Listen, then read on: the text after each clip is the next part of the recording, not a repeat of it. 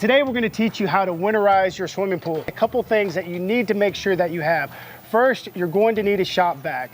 You're also going to need winterization plugs for your returns and also a gizmo for your skimmer. In addition to that, you'll need winterization chemicals and RV antifreeze and not car antifreeze. So we've gone ahead and cleaned this pool. The water is balanced and it is ready to go.